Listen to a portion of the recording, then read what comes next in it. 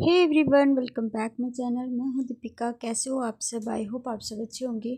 तो फ्रेंड्स, आज की वीडियो आप लोगों को देने वाली हूं थ्रेडिंग की वीडियो, जो मेरे स्टूडेंट्स की अभी क्लास चल रही है। आप लोगों को पहले ही मैंने बताया हुआ है, तो उनकी इस थ्रेडिंग की वीडियो आप देख रहे हो। इसमें मैंने दिया है अपने एक स्टूडेंट को कि आप करके दिखाओ थ्रेडिंग कैसे करते हो। हमने प्रैक्टिस पहले ही करवा दिया है, बट फिर भी हम जब तक किसी की थ्रेडिंग उनको नहीं देंगे तो उनका हाथ भी कैसे खुलेगा। और ये भी हो सकता है किसी क्लाइंट के ऊपर नहीं हो सकता है।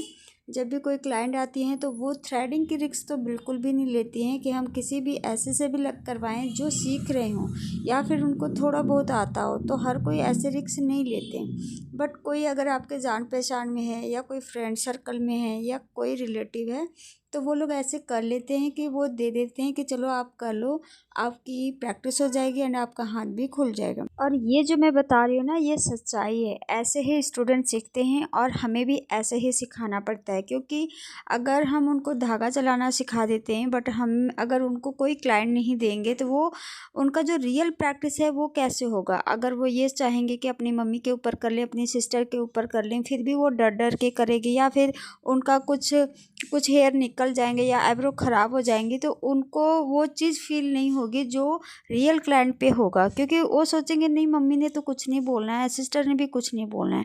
लेकिन जो हमारे रियल क्लाइंट होंगी वो तो बोलेंगी, और जब वो बोलेंगी तो हमारे स्टूडेंट्स को फील होगा या फिर हमें फील होगा।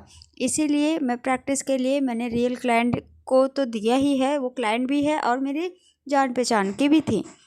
तो मैंने उनसे बात कर ली कि आपकी थ्रेडिंग करेंगे हम, लेकिन मेरी स्टूडेंट करेंगी क्योंकि बच्चे सीख रहे हैं। तो इसलिए फिर वो मान गए और फिर हम उनसे करवा रहे हैं। और आप देख सकते हैं इनका हाथ बहुत अच्छा चल रहा है और पूरी फोरहेड इन्होंने बहुत ही अच्छे से की। जब थ्रेडिंग करने की बारी आई तो थोड़ी सी वो हिचकिचा रही थी, लेकिन फिर भी उनका हाथ बहुत अच्छा चला है एंड बहुत ही अच्छे से हुई भी है। उन्होंने बहुत अच्छे से की है। और सबसे जो मेन पॉइंट होता है थ्रेडिंग का, वो है कि कट ना लगे, जो इन्होंने नहीं लगाई है। क्योंकि हमारी क्लाइंट डिसअपॉइंट हो जाती है कि हमारे कट लग गए हैं। कट लगने के बाद हमारी जो फोरहेड है या आईब्रो है वो बिल्कुल भी अच्छी नहीं लगती। हमें अचानक कहीं जाना होता है तो बहुत ही ज़्यादा केयरफुली हमें काम करना पड़ता है। लेकिन जो न्यू है उनको पता नहीं चलेगा कि धागा हम स्किन पे कैसे चलाएं कि कट ना पड़े। इनकी प्रैक्टिस हमने तो नहीं करवाई कि आप ऐसे करो और कट ना पड़े।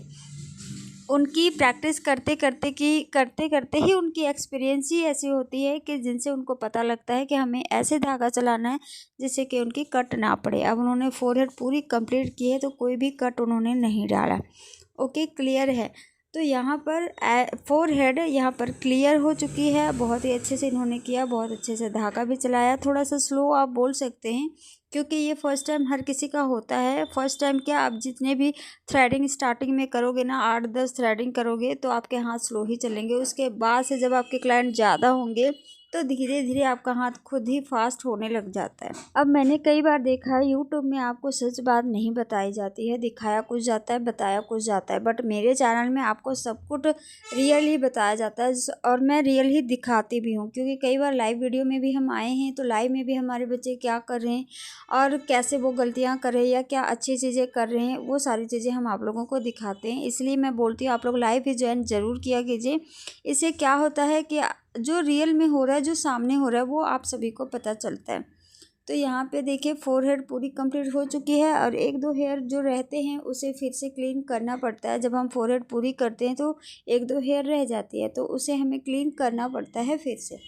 ओके, तो ये देखिए यहाँ पर हो चुकी है। अब हम यहाँ पर आईब्रो की शेप देना शुरू करेंगे। तो आईब्रो की शेप के लिए हमने सबसे पहले जो आईब्रो की अपर पार्ट है हमें वहाँ से शेप देनी है। और देख सकते हैं कितना प्यारा शेप है। मुझे लगता है छोटी सी वीडियो कट हो गई है, कोई प्रॉब्लम हो गई होगी। तो जब भी हम आईब्रो की शेप दें सबसे पहले ऊपर से देना शुरू करेंगे, क्योंकि फोरहेड क्लीन हो जाएगी एंड आईब्रो की एक शेप दिखेगी।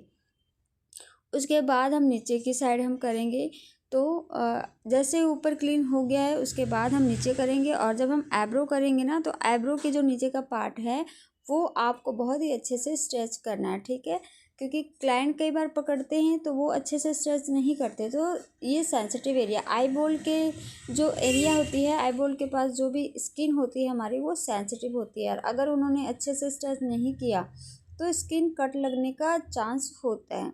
ठीक है। तो कई बार हम उनसे भी होल्ड करवाते हैं, कई बार अगर हमारे पास स्टूडेंट्स हैं तो हम उनसे होल्ड करवाते हैं, जिससे कि उनकी कट ना पड़े। हमें आईब्रो की अच्छी शेप देने के साथ साथ हम कट ना लगने का भी कोशिश करते हैं कि उनकी कट भी ना लगे, हमसे कोई ऐसी गलती ना हो जिससे कि कट पड़े।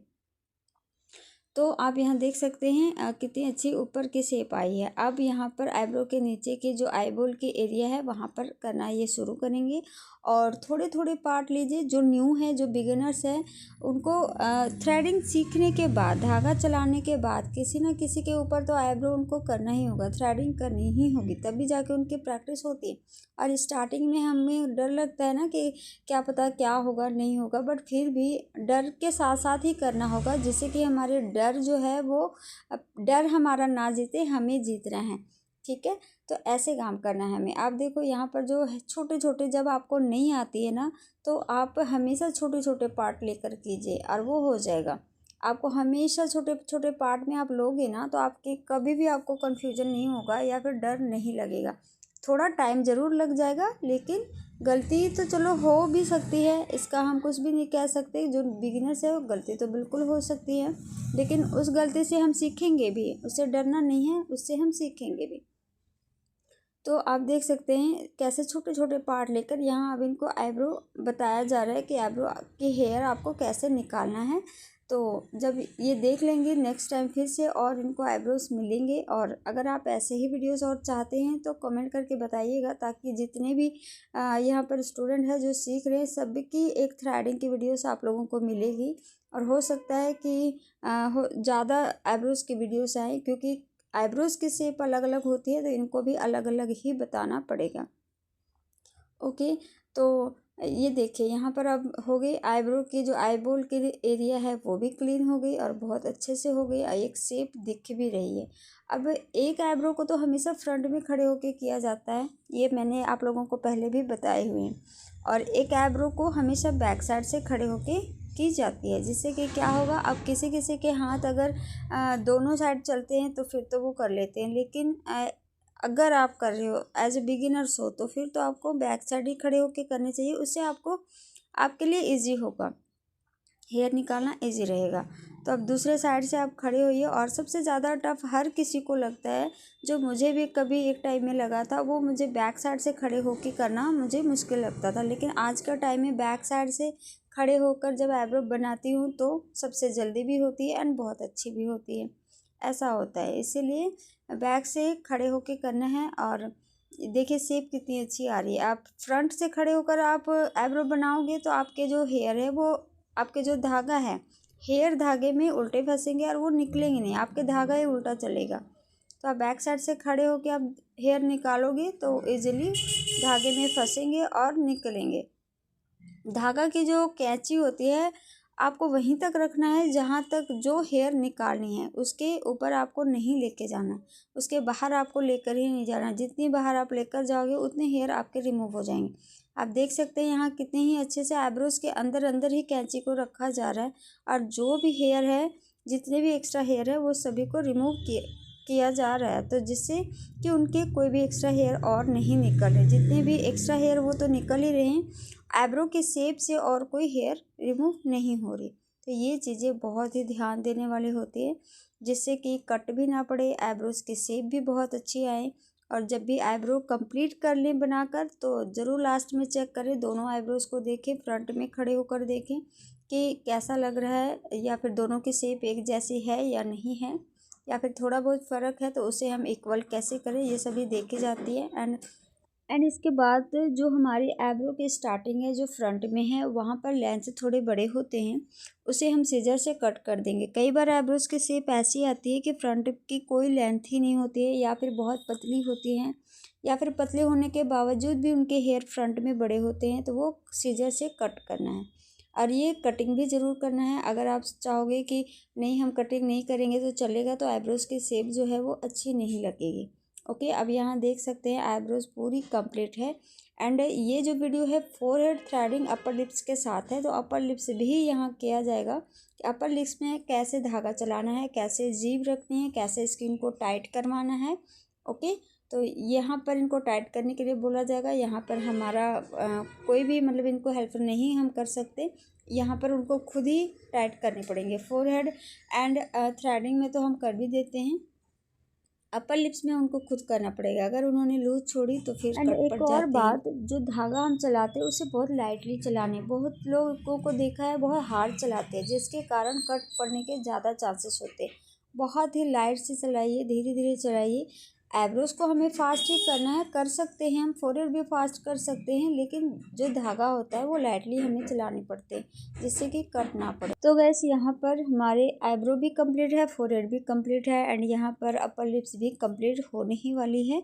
तो जैसे ही कंप्लीट होती है वैसे उसके बाद मैं दिखाती हूँ पूरा कंप्लीट रिजल्ट कि कैसा आईब्रोज इनका बना है। एंड कई आईब्रोज बहुत ज़्यादा मोटी होती है, कई पतली होती है, तो इसका भी ध्यान रखना है। आईब्रोज की जो शेप है उसका भी ध्यान रखना है। तो गाइस आई होप ये वीडियो आप लोगों के लिए हेल्पफुल होगी, अच्छी लगी होगी। लाइक कमेंट शेयर ज़रूर करना। अगर आप मेरे चैनल पे न्यू हो तो प्लीज़ सब्सक्राइब ज़रूर करना, हमारी लाइफ को ज्वाइन ज़रूर करना। एंड मेंबरशिप अगर आप हो तो मुझे बताना, क्योंकि आप लोगों के लिए पर्सनली वीडियो बनती है, आप लोगों के लिए पर्सनली हम आप लोगों से चैट कर सकते हैं। तो अगर मेंबरशिप में ऐड हो तो मुझे कमेंट करके बता देना। एंड अगर जिन लोगों ने मेंबरशिप को ज्वाइन नहीं किया है तो वो फटाफट से कर लीजिए। तो चलिए, हमारा थ्रेडिंग, अपर लिप्स, फोरहेड सब कुछ कंप्लीट है। आप लोगों को एंड का दिखाते हैं कि कैसा रिजल्ट है।